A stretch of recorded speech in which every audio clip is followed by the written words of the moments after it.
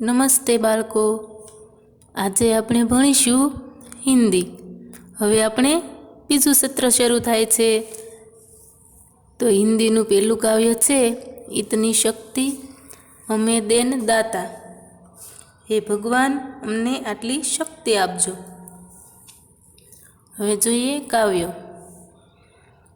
इतनी शक्ति हमें देन दाता, मन का विश्वास कमज़ोर होना, हम चले नेक रस्ते पे हमसे, भूल कर भी कोई भूल होना. હે ભગવાન, તું અમને એટલી શક્તિ આપ કે તારા પરથી મનનો વિશ્વાસ કદી ઓછો ન થાય. અમે હંમેશા ભલાઈ અને પ્રામાણિકતાના માર્ગ પર ચાલીએ અને અજાણતા પણ અમારાથી કોઈ ભૂલ ન થાય. નેક એટલે કે ઈમાનદારી અને વિશ્વાસ એટલે ભરોસો. दूर अज्ञान के हो अंधेरे, तू हमें ज्ञान की रोशनी दे, हर बुराई से बचते रहे हम, जितनी भी दे भली जिंदगी दे, बैर हो ना किसी का किसी से, भावना मन में बदले की होना. હે ભગવાન, અજ્ઞાન એટલે કે જ્ઞાનનો પ્રકાર. હે ભગવાન, તું અમને જ્ઞાનનો પ્રકાશ આપ અને અજ્ઞાનનું અંધારું દૂર થઈ જાય. હે ભગવાન, તું અમને જ્ઞાનનો પ્રકાશ આપ કે જેથી અમને અજ્ઞાનનું અંધારું દૂર થઈ જાય. તું અમે જ્ઞાન કી રોશની દે, હર બુરાઈ સે બચતે રહે હમ, અમે દરેક ખરાબ કાર્યોથી દૂર રહીએ. બુરાઈ એટલે કે ખરાબ કાર્યો. જીતની ભી દે ભલી જિંદગી દે, તું જેટલી અમને જિંદગી આપા તે અમને ભલાઈ ભરેલી આપ. બેર હોના કિસી કા કિસી સે, કોઈની પણ સાથે અમારી દુશ્મનાવટ ન થાય.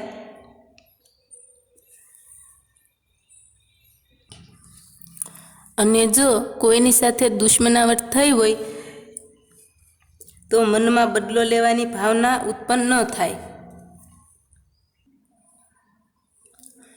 हम न सोचे हम क्या मिला है, हम ये सोचे क्या किया क्या है अर्पण. અમે એમ કદી પણ ન વિચારીએ કે અમને શું મળ્યું છે. અમે બસ એટલું જ વિચારીએ કે અમે બીજાઓને શું આપ્યું છે. અર્પણ એટલે કે શું આપ્યું છે. फूल खुशियों के बाटे सभी को, सबका जीवन भी बन जाए मधुवन. અમે પોતાની ખુશીઓના ફૂલ બધામાં વહેંચી દઈએ છીએ અને સૌનું જીવન ઉપવન જેવું સુંદર બનાવીએ. મધુવન એટલે કે ઉપવન જેવું સુંદર બનાવીએ. अपनी करुणा का जल तू बहा के, कर दे पावन हर अक मन का कोना. હે ભગવાન, તું પોતાની કરુણાનું જળ વહાવીને અમારા સૌના મનનો દરેક ખૂણો પવિત્ર બનાવી દે. હમ અંધેરે મેં હે રોશની દે, ખો ન દે ખુદ કો ही दुश्मन से, हम सजा पाए अपने किए की, मौत भी हो तो सह ले खुशी से, कल जो गुजरा है फिर से न गुजरे, आने वाले वो कल ऐसा होना. हम अंधेरे में है रोशनी दे એટલે કે હે ઈશ્વર, અમે અજ્ઞાનના અંધારામાં છીએ, તું અમને જ્ઞાનનો પ્રકાશ આપ. અમે એકબીજા સાથે દુશ્મનાવટ કરીએ પોતાનો નાશ ન કરી દઈએ. હે ઈશ્વર, જો અમે ખોટું કામ કરીએ તો અમને મોતની સજા પણ મળે તો અમે ખુશીથી તેનો સ્વીકાર કરી લઈએ.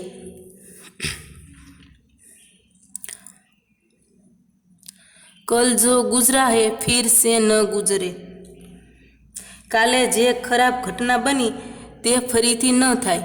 આને વાલા વો કલ એસા ન હો, આવનારી કાલના જેવી ખરાબ ન થાય. हर तरफ जुल्म है, बेबसी है। सहमा सहमा सा हर आदमी है, पाप का बोझ बढ़ता ही जाए।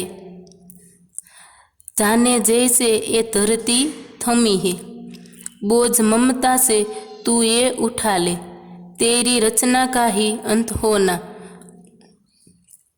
हर तरफ जुल्म है, આજે બધી જ બાજુએ અત્યાચાર થઈ રહ્યો છે। જુલ્મ એટલે અત્યાચાર। બેબસી હે, સહમા સહમાસા હર આદમી, લોકો તેને રોકવામાં અસમર્થ હોય। બેબસી એટલે અસમર્થ। દરેક માણસ ભયભીત દેખાય છે। પાપ કા બોજ બઢતા હી જાય, પાપનો ભાર વધી રહ્યો છે। બોજ એટલે કે ભાર। જાને જૈસે એ ધરતી થમી હે, ધરતી આ બધું કેવી રીતે સહન કરી રહી છે તે સમજાતું નથી। બોझ मरना से तू ये उठा ले, तेरी रचना का ही अंत हो जाना। हे परमात्मा, तू पोतानी ममताना बळथी धरतीनो आभार उपाड़ी ले, जेथी तारी रचेली आ दुनिया नष्ट थती बची जाए। हवे जोईए शब्दार्थ। विश्वास एटले भरोसा, नेक एटले ईमानदार, रोशनी एटले प्रकाश, बेबसी एटले लाचारी, जुल्म एटले अत्याचार, भली एटले अच्छी, अर्पण एटले समर्पित, मधुवन एटले उपवन अथवा तो बगीचो, पावन एटले पवित्र, सहमाचा एटले डराववा।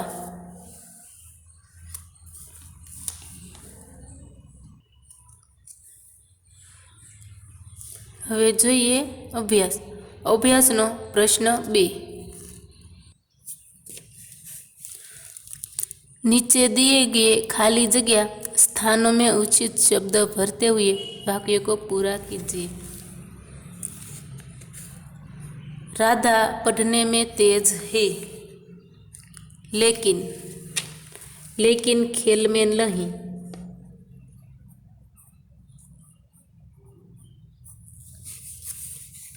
खाली जगह 2। रोहित बहुत तेज भागा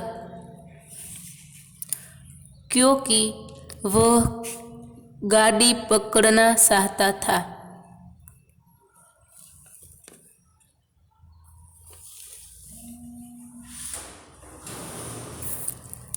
खाली जगह 3। सुरेश को बुखार था, फिर भी वह स्कूल आया। फिर भी खाली जगह 3 में।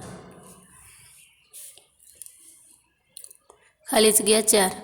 मैं समझता हूँ कि वह क्या कहना चाहता है।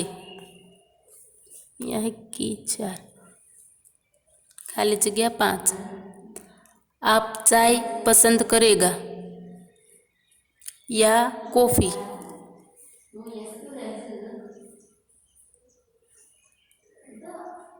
या खाली जगह 6। मैंने सुबह ही पढ़ाई कर ली ताकि शाम को खेल શકું। ताकि એટલે છઠ્ઠી ખાલી જગ્યામાં આવશે। ખાલી જગ્યા 7। अध्यापक रुक गए और लड़के की बोलने की प्रतीक्षा करने लगे। और खाली जगह 7।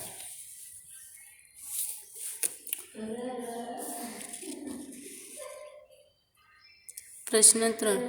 निम्नलिखित विषय के बारे में अपने विचार व्यक्त करके हुए चर्चा कीजिए।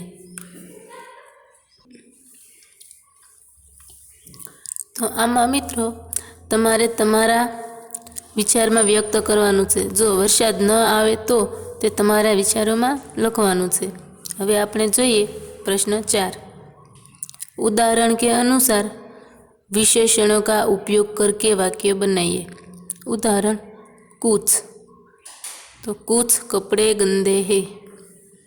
हवे जोईए पहेलुं सुंदर, तो सुंदर चित्र सबको अच्छा लगता है। चाहिए 2। 4 गाय के 4 पैर होते हैं। 3 उसका भाई विदेश गया है। 4 थोड़ा मुझे थोड़ा पानी चाहिए। लाल दीदी को लाल गुलाब पसंद है। तीसरा कमरा खाली था।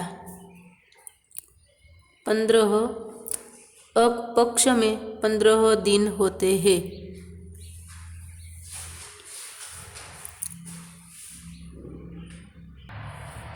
હવે જોઈએ સ્વાધ્યાય। प्रश्न 1 निम्नलिखित प्रश्नों के उत्तर लिखिए। प्रश्न 1 हमें कैसे रास्ते पर चलना चाहिए, क्यों? कि हमें नेकी એટલે કે अच्छाई के रास्ते पर चलना चाहिए क्योंकि इससे जीवन में सुख और शांति मिल सकती है। प्रश्न 2 आने वाला कल कैसा होना? तो इन उत्तर आवशे आने वाला कल बीते हुए कल से अच्छा होना। प्रश्न 3 हम ईश्वर से कैसी जिंदगी की कामना करते हैं? हम ईश्वर से कामना करते हैं कि वह हमें जितनी भी जिंदगी दे वह भली हो। प्रश्न 4 हमारे मन में कैसी भावना नहीं होना चाहिए? तो इन उत्तर आवशे हमारे मन में किसी से बदला लेने की भावना नहीं होना चाहिए।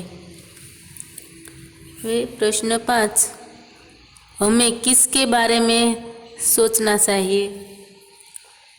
उत्तर हमें यह नहीं सोचना चाहिए कि हमें दूसरों से क्या मिला है, बल्कि यह सोचना चाहिए कि हमें दूसरों के लिए क्या किया है।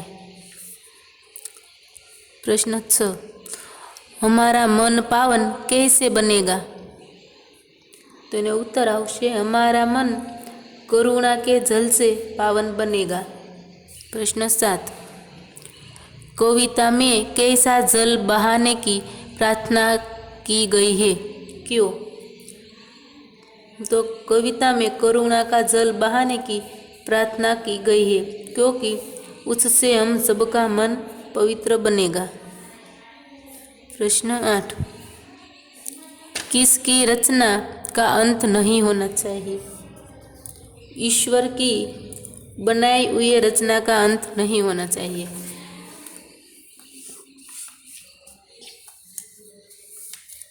वे प्रश्न 2 उदाहरण के अनुसार समान तुक वाले तुकांत शब्द लिखिए।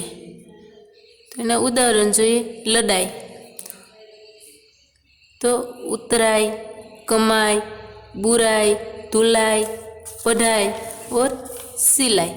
तो तेवी ज रीते અહીં શબ્દ આપેલા છે લતાઈ તો એના શબ્દ થાય કથાય, પ્રથાય, વ્યથાય વગેરે વગેરે। પછી સુંદરતા તો માનવતા, સફળતા, શ્રેષ્ઠતા। પછી છે ગ્વાલીન, માલીન, તેલીન, દર્જીન વગેરે। ચોથું છે लिखावट तो एम आवशे बनावट, सजावट, रुकावट। 5